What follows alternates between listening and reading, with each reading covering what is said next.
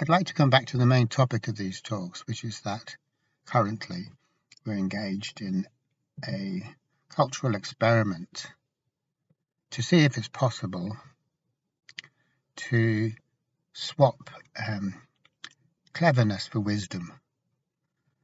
This isn't the way we usually understand our culture as an experiment in swapping cleverness for wisdom, but it's pretty much what it comes down to.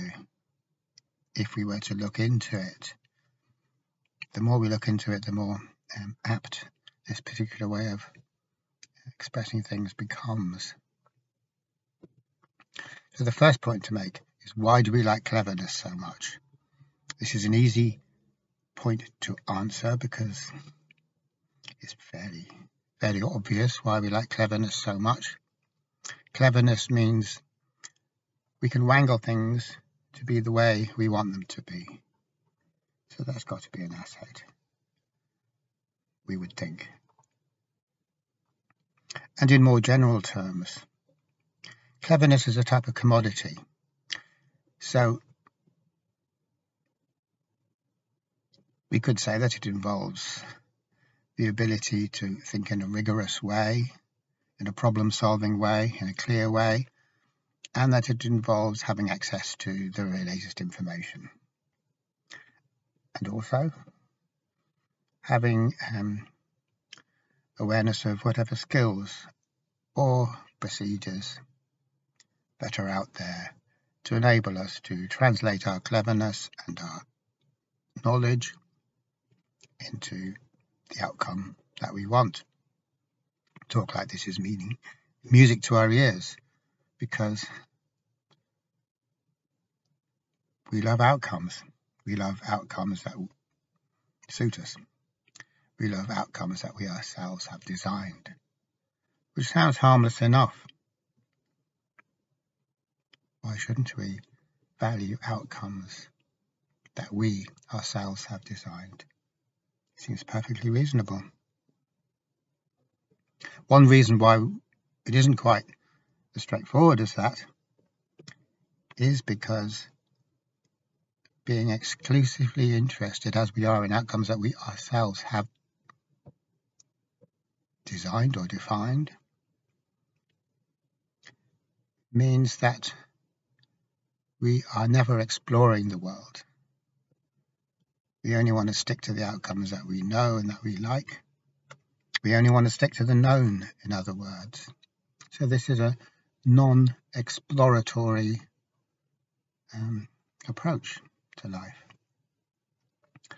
It's a conservative approach to life, a risk-avoiding approach to life.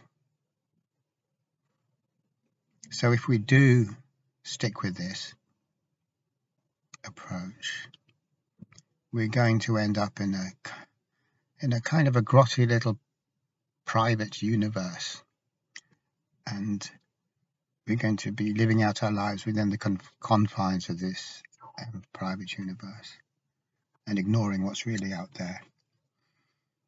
The only way to get in touch or encounter what's really out there is to take a risk. Not to go for known outcomes. Going for known outcomes will never take us beyond our own thinking. It's like an incestuous love affair with our own thinking. And the offspring of this incestuous love affair are more than likely to turn out to be monsters.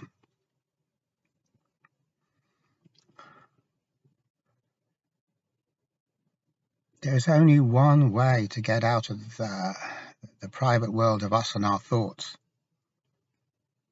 And that is by not doing what our thoughts tell us to do. And our thoughts always tell us to strive mightily for the approved outcome, approved by thought. Thought approves everything, thought disapproves everything. We're slaves to thought. And if we imagine that being a slave to thought is somehow going to have a happy ending, then that is just a fantasy. Freedom comes from not obeying thought. So if thought comes along, dressed snappily, as thought often is, and comes out with some kind of sales pitch such as, "Hey buddy, do you like freedom? If you like freedom, then do what I say. Follow these simple steps." It's kind of like what they say all the time on the internet. People are using this very simple trick to what? Get egg stains off their shirt? Maybe that might possibly work. I wouldn't rule that out entirely. That it's possible to find a clever trick to get rid of egg stains that might be on your shirt. But what we're actually saying in the 21st century is, here's a clever trick that will enable us to, and it's a bigger thing than getting rid of stains. It's like live life in a meaningful way, be happy, fulfill our potentiality. So here's a very simple trick that people all over the country are using to fulfill their innate and previously unmined potentiality. So that's kind of the hang of it, really. So all thought ever does is peddle clever tricks. But the fact that we've allowed ourselves to sink into this state where we imagine that clever tricks can never yield anything worthwhile is in itself quite telling. Because we ought to know, I'm sure we do know, that clever tricks or hacks or cheats never deliver anything. There's only one way to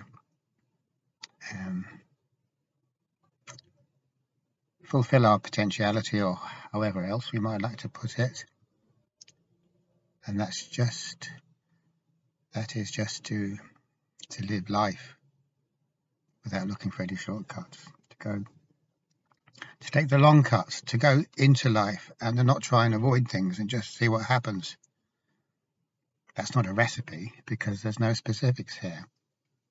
But what it means is basically being open and not trying to look for shortcuts the whole time. Because the thing about looking for shortcuts is that the implication is that we know where we want to go. It's just a matter of how quickly can we get there. And that's the whole mistake right there. We don't know where we want to go because where we think we want to go is no more than a projection of our present state of ignorance. So I'm in my present state of ignorance. I can hardly be anywhere else. And out of this state of ignorance, I'm projecting these ideas about where I'd like to go, which are also my ignorance. And then thought steps in and offers me clever tricks to get there. That's about the size of it. That is exactly what we're at right now. When we realize that there are no clever tricks, that does away with the need to pull in the thinking mind to tell us about them. So as soon as we see that clever tricks only compound our problems rather than solving them, we can dispense with the services of the thinking mind. For this particular job, we can still use a thinking mind for getting rid of egg stains on our clothing. That might be a good way to go. We cannot use a thinking mind to tell us how to live life or what is the best way to live life. Because the thinking mind doesn't know. The thinking mind is just a bunch of rules. It's a machine. So obviously it doesn't know. It's no good asking your toaster what the best way to live life is. That's not a matter for toasters. The matter for toasters is toasting, not working out what the best way to live life is. And it's the same as the thinking mind. The thinking mind is a tool with lots of useful functions, but none of them are philosophical. None of them really connect us with the essence of reality. The thinking mind can only ever connect us with its own concepts, its own categories. And that doesn't correspond to connecting us with reality at all. It corresponds to getting lost in hyper-reality, which isn't quite the same thing. If you look into it deeply enough, you will find the key differences between connecting with reality and getting lost in hyper-reality, obviously. So the point is, anyway, that I'm trying to come to is that we are in the process of carrying out this experiment of swapping smartness or cleverness for wisdom. Because cleverness seems so much more attractive to us and it's easy to purchase, it's easy to get. In a society, we can train people to be fit to do complex tasks, and we can train them to think rigorously and clearly and in a solution-focused way, and we can do that. It doesn't mean that we can train everyone to do it, or that it's easy, or that it might not take a bit of time. But we can do it, and we can do it in a way that is regulatable, that we can regulate the process by which we produce clever and skilled people. So that's great. We really want to do that. And we can do that, so we have a steady stream of people who are able to do the tasks that we want them to do in order to keep our technological society working. But what we miss completely is that nowhere does wisdom come into this. We might vaguely assume that there's a correspondence, and that if you're smart enough, then of course you've got to be wise too. We might well have that assumption somewhere floating around in our unconscious, but of course it's not true at all. It's very, very easy to be as smart as hell and to be completely lacking in any degree of wisdom at all. I mean, that happens all the time. And in fact, the more we lavish attention and hothouse our intelligence, our rational intellect, the more we disregard and disparage and dismiss wisdom, because it's so intangible. And who knows if there even is a thing. Maybe it's just a kind of way of speaking. Maybe it's not a real thing at all. Not like IQ. We love IQ. Everyone wants to know what their IQ is. Maybe. Lots of people want to know what their IQ is. We can define it, we can test it, we can assess all that stuff that we love so much. But did you ever hear of a wisdom test? Do people join a club if they find out that their wisdom quotient is over 160?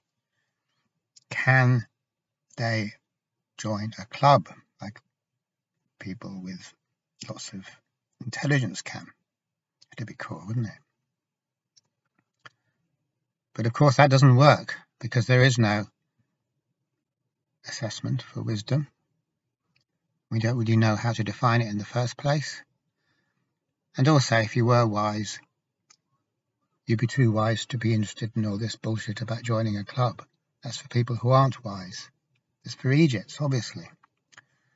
Maybe very intelligent idiots. I'm not disputing that. You could have an IQ of 190, but you could be still a total idiot. Obviously, the computational power of the rational mind has nothing to do with life. It's just a kind of a game that goes on, that can be played. Like Gurdjieff says, it's not clever to be clever.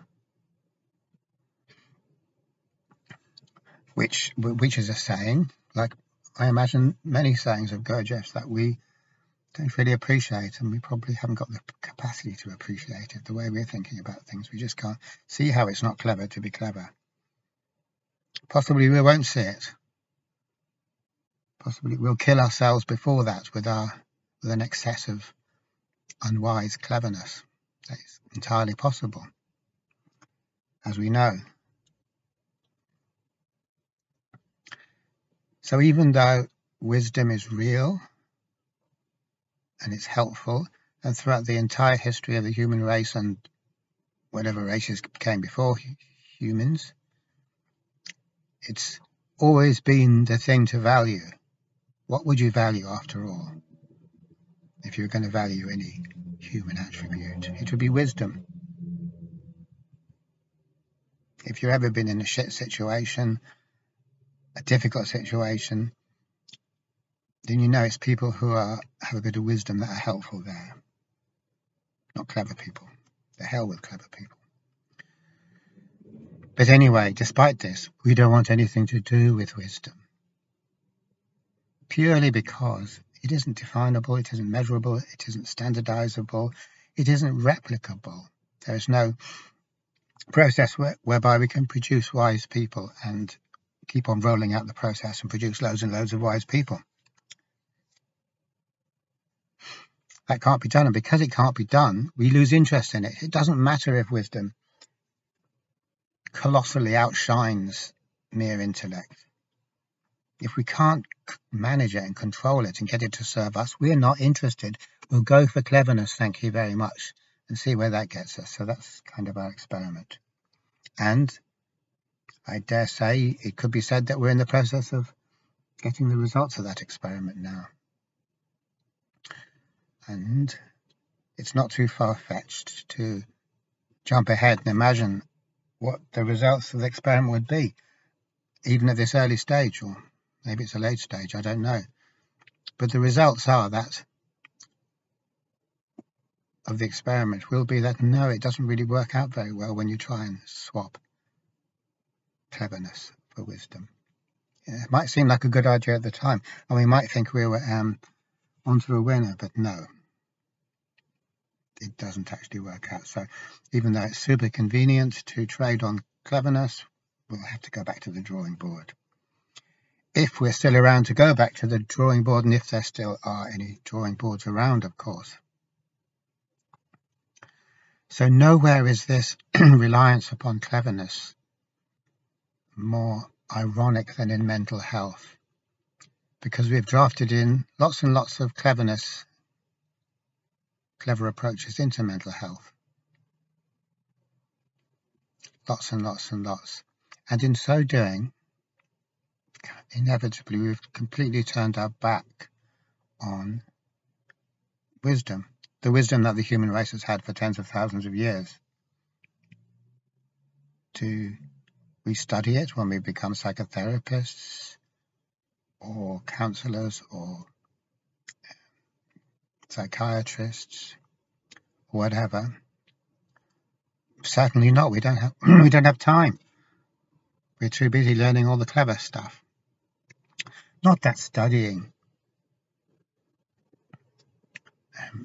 the wisdom traditions or philosophy would mean that we will become wise or philosophically inclined, but it might open our eyes a little bit at the same time to the narrowness of our approach. So it would be a good idea. But it isn't, because there's so much information and factual type knowledge that we need to learn. Say if I'm becoming a psychiatrist, I haven't got time for anything else. It has to be pure cleverness, pure facts and figures, pure emptiness, really, pure froth. It's not going to get me out of a tricky situation. It's not going to get anyone else out of a tricky situation.